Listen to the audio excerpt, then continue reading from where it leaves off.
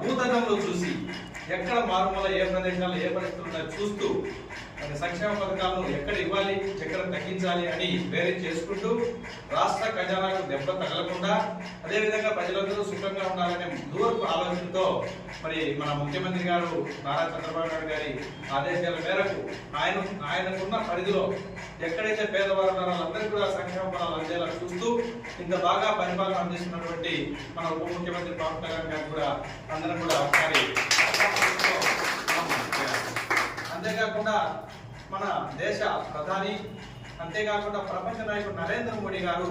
ఈరోజు ప్రతి ఒక్క విషయాన్ని కూడా మన ఉప ముఖ్యమంత్రితో పంచుకుంటూ మరి ఎలా పరిపాలనా విధానం ఆంధ్రప్రదేశ్కి ఎక్కడ నష్టం జరుగుతుంది ఎక్కడ ఏం చేయాలనే ఉద్దేశాన్ని బాగా చూసుకుంటూ మరి ముఖ్యమంత్రి ఉప ముఖ్యమంత్రికి సూచనలు సలహాలు ఇస్తూ ఇక్కడ అభివృద్ధి కోసం శాయశక్తిలో కృషి చేస్తూ ఈరోజు నేషనల్ హైవేలు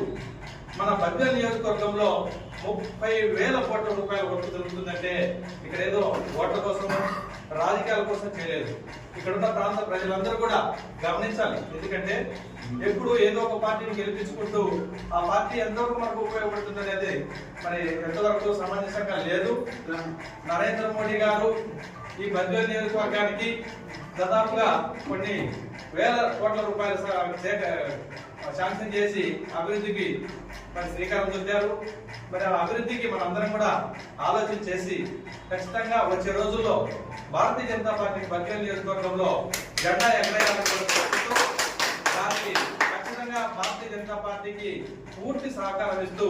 జనసేన నాయకులు ఎంతో చేదోడు వదుడుగా ఉంటూ మమ్మల్ని ముందుకు నడుపుతున్న జనసేన కార్యకర్తలు భారత్ మాతాకి జై.